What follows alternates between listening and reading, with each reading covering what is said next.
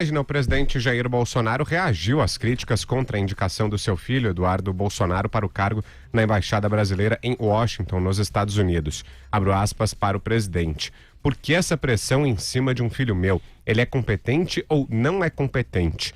Dentro do quadro das indicações políticas, vários países fazem isso e é legal fazer no Brasil também. De acordo com dados do Instituto Paraná Pesquisas divulgados hoje, 64,9% da população disse não concordar com a possível nomeação de Eduardo ao posto. Senadores de vários partidos já discutem, inclusive, estratégias para constranger politicamente a indicação. A ideia é realizar um movimento para que senadores abram seus votos, na verdade, e exponham a posição, assim como se deu a eleição de Davi Alcolumbre para a presidência do Senado. Ô Bruno, o que achou dessa fala do presidente Jair Bolsonaro dizendo que a indicação do filho dele seria legal? A frase já representa um problema que eu venho apontando aqui desde a semana passada. Quer dizer, por que essa pressão em cima de um filho meu? Essa frase já resume a questão mais problemática do processo. O fato do Eduardo Bolsonaro, deputado Eduardo Bolsonaro, ser filho do presidente, para mim é um obstáculo à sua nomeação. E não só para a Embaixada do Brasil nos Estados Unidos. Seria um impedimento para qualquer cargo no Poder Executivo, pelo fato de ser filho, um deputado federal eleito com uma votação extraordinária aqui em São Paulo. A discussão não deve se dar em torno da competência ou incompetência dele, até porque determinados elementos de conhecimento individual podem ser superados durante o labor na embaixada e ele poderia até se tornar um bom embaixador. Eu não vou entrar nessa questão. Mas o fato de ser filho do presidente causa um problema político, um constrangimento para o presidente que, desde a campanha, celebrava a meritocracia, dizia que ia fazer um ministério técnico, dizia que as escolhas seriam do ponto de vista técnico, e quando se faz isso, indicar um filho, cai no mesmo erro que a sociedade brasileira sempre rejeitou, ou seja, de um político nomear um parente para um cargo, seja um cargo, seja uma nomeação por um vereador para trabalhar no gabinete, seja no âmbito do Congresso Federal. E esses dados do Paraná Pesquisas, indicando 64,9% da população discorda dessa possível nomeação, é um dado empírico que mostra que uma parcela, a maioria da sociedade, está contrária a essa nomeação.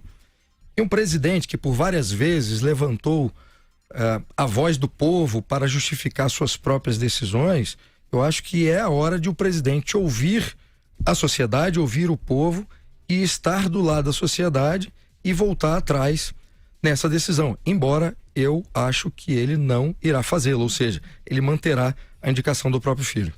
Andreas, antes de passar para você, a gente vai a Brasília agora porque o presidente Jair Bolsonaro está discursando nesse momento. Ele participa agora da cerimônia que marca os 200 primeiros dias do governo. Vamos acompanhar o presidente Jair Bolsonaro. Eu não vou falar aqui porque eu respeito vocês, o que é não binário. Mas preservar um concurso público para pessoas que têm esse comportamento exclusivo, inclusive para matemática. O que necessário se faz para que, para esse concurso público, para ser matemático no futuro, ser formado numa universidade pública, o elemento é ser transexual. Não tem espaço para quem for hétero. Ou não interessa o que ele seja. Prezado Hélio Negão, subtenente do Exército, amigo meu de muito tempo, não interessa nem a cor da pele. Botamos um ponto final nessa questão, até porque o vestibular, ia ser feito baseado num decreto de 2012. Ministro, o senhor sabe quem era naquela época.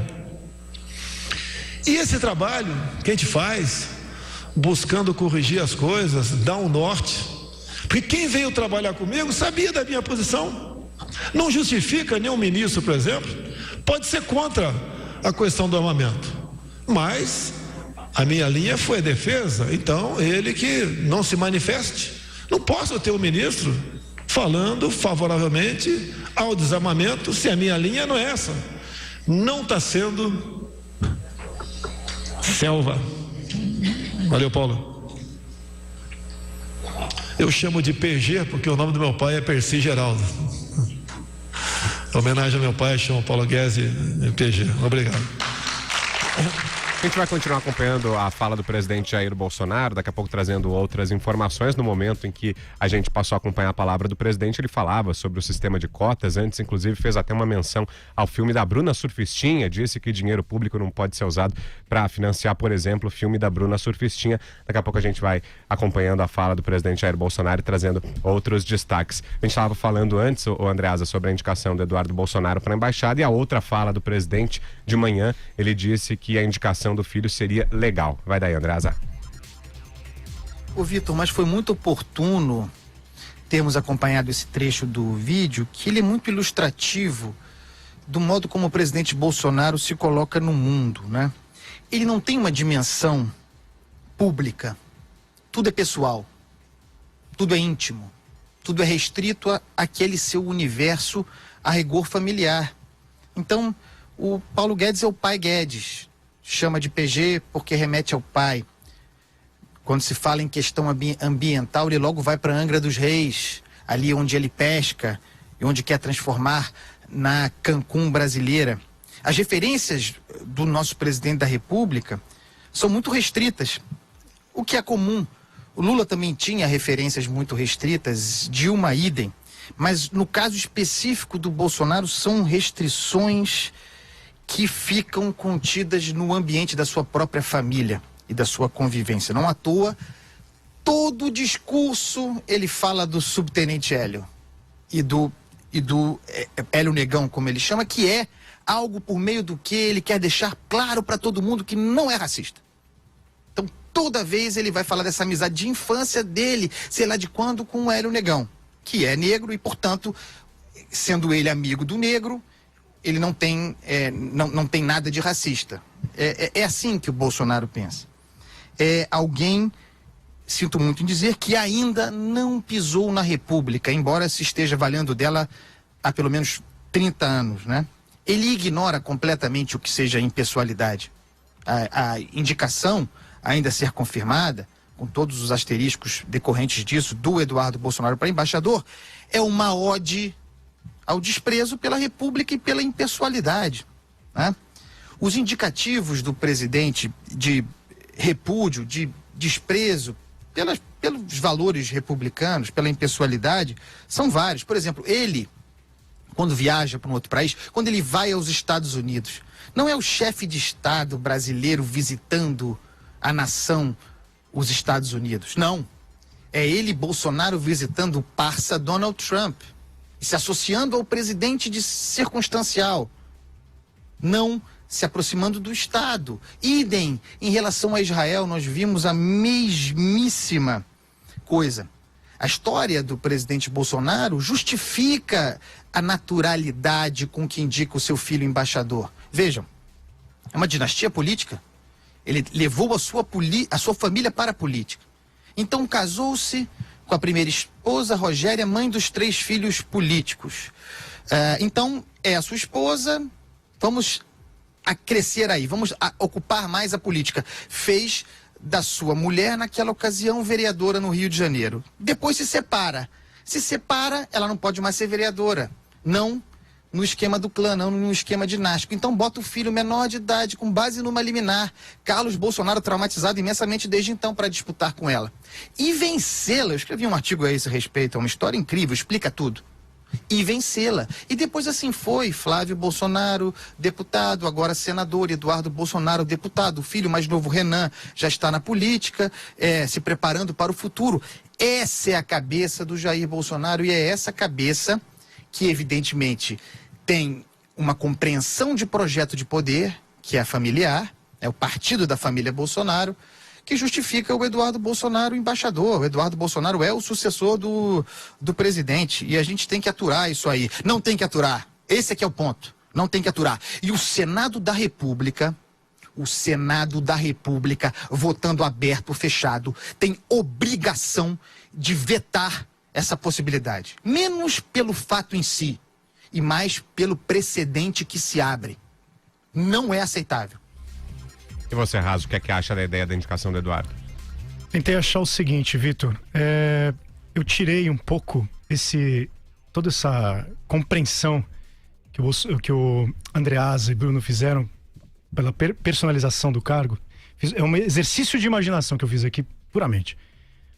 Porque eles são corretos. Nas análises que fizeram, a República bolsonarista carece do bem público. Ela se tornou cada vez mais pessoal, personalizada. Mas tirando isso, vamos perguntar pelas qualificações que Eduardo Bolsonaro tem. Vamos imaginar que nós vivemos num mundo exatamente regido pelos bens da República, né? Pelo princípio republicano, pelo espírito republicano. Eduardo Bolsonaro tem um perfil, é qualificado para ocupar um cargo dessa altura? Quer dizer, ele tem traços que o garantam como um bom embaixador, representante da República Brasileira? E quando a gente tenta fazer esse exercício, né, essa força mental de pensar na possibilidade de este rapaz de 35 anos, agora legalmente permitido, sem qualquer traço de nepotismo, nada disso. Quando a gente pensa nele, como ele se comporta diante da justificativa que ele dá, ele se comporta exatamente segundo tudo aquilo que o Carlos Andreas acabou de falar, personalizando o cargo. Eu já sei fritar hambúrguer, eu já falo bem meu inglês. Ele dá, né, ele atribui qualidades que são qualidades que não conseguem sair da sua forma personalista de poder, sabe? Ele não foge disso. Então, não dá para aceitar uma figura dessa, não tem qualificação nenhuma pro cargo. Para você que nos acompanha pelo rádio, agora uma rápida parada, mas eu lembro que na internet a nossa transmissão não para, tem muita informação, muita opinião para você. É bem fácil, você continua nos acompanhando lá no YouTube, no nosso canal Jovem Pan 3 em 1 e também lá em jp.com.br/3 em 1. E a gente volta a acompanhar a fala do presidente Jair Bolsonaro. Nesse momento, inclusive, ele fala sobre a possibilidade da indicação do Eduardo à Embaixada Brasileira em Washington. Vamos lá. Eu não tenho autoridade para... Ele vai para lá. Passa para a Comissão de Relações Exteriores, depois pelo próprio Senado. Agora, meus senhores, vamos supor um caso hipotético. Davi, eu não acredito nisso. Até porque a sabatina vai ser feita com rigor, tenho certeza disso, e ele vai ser aprovado. Mas eu poderia chamar o Ernesto Araújo agora. Ernesto, vem cá. Muito obrigado. Vou te indicar para ser embaixador dos Estados Unidos e o meu filho Eduardo vai ser ministro das Relações Exteriores. Poderiam até dizer, né? Bem, não tem competência para ser embaixador, vai comandar agora quase 200 embaixadores pelo mundo. É a mesma coisa, General Fernando. Também não está aqui. Então é o Botelho que está representando aqui. Prezado Brigadeiro Botelho. Se eu pegasse um filho teu, de 21 anos de idade, e falasse: você vai ser ministro da Defesa, algum problema? Não, né? Seria ministro da Defesa. A exigência é ter 21 anos de idade, mas nada além disso. Sem conhecê-lo, seria muitíssimo melhor que muitos que foram da Defesa com 60 anos de idade. Agora, se teu filho, ministro da Defesa, que estaria comandando aqui o Wilkes, o Pujol e o Bermudes, estaria subordinado a ele. Se ele quiser comprar um 22 para andar armado, não pode, porque o Estatuto de Armamento diz que ele tem que ter 25 anos de idade. Então são aquelas questões da nossa legislação menores que não nos deixam realmente livres para lutarmos por aquilo que interessa ao nosso Brasil. Nós devemos nos abstrair da situação que nos encontramos, de muita coisa, para poder realmente botar o Brasil no local de destaque e que ele merece. Assim sendo, meus senhores, eu acho que eu falei um pouco demais. Falo do coração. Quantas vezes sou advertido para ler? Eu não gosto de ler discurso, deixar bem claro. Ler livro é outra história, tá? Mas a gente consegue transmitir aquilo que a gente sente para todos vocês. E quando eu estou, me permita aqui, vale a pena, eu acho, um ensinamento. Estou com representações de outros países. Aí a fala do presidente Jair Bolsonaro participando da cerimônia de comemoração dos 200 dias de governo. E para você que nos acompanha pelo rádio, estamos de volta agora. Vamos continuar acompanhando a fala do presidente Jair Bolsonaro na cerimônia que marca os 200 primeiros dias do governo. Conclusão desses 3, 4 na segunda linha, na infantaria reserva, né? Eles ficam olhando para tua cara, Barcelos. Brigadeiro Bermudes, ficam olhando para tua fisionomia. São pessoas que depois transmitem àquelas autoridades que estão na frente se o senhor estava falando a verdade ou não. Se o senhor merece a confiança deles ou não. Se o senhor quer enganá-los ou não. Assim funcionam as grandes potências. Como é que pode Israel, que não tem nada a ser uma grande nação, e nós que temos tudo, sermos isso que nós somos no momento? Aí mais um momento da fala do presidente Jair Bolsonaro. Ele participa nesse momento lá no Palácio do Planalto, em Brasília, dessa cerimônia. Como eu disse, marca os 200 primeiros dias do governo Bolsonaro. Ô Andreasa, eu vi que você estava reagindo aí às falas do presidente. Ficou espantado com o que ouviu ou não? Muita barbaridade, né, Vitor? Com todo o respeito. Eu acho melhor o presidente ler o discurso. Tem gente boa lá para preparar. Ele disse que não gosta de ler discurso, mas se eu entendi bem, ele disse que gosta de ler livros. Também tenho dúvida, mas acredito no presidente. Se ele gosta de ler livros, a prudência logo indicará que melhor convém ler também discursos. E houve uma fala aí, um trecho da fala dele, durante o intervalo, então quem nos escuta no rádio não ouviu, em que ele se virou para o Davi Alcolumbre, presidente do Senado, que está ali, se referindo ao tema de que tratamos antes, Eduardo Bolsonaro, o embaixador nos Estados Unidos, e disse, não tem problema não, ele vai ser sabatinado lá no Senado e não tenho dúvida será aprovado. Para o presidente do Senado. Meu Deus.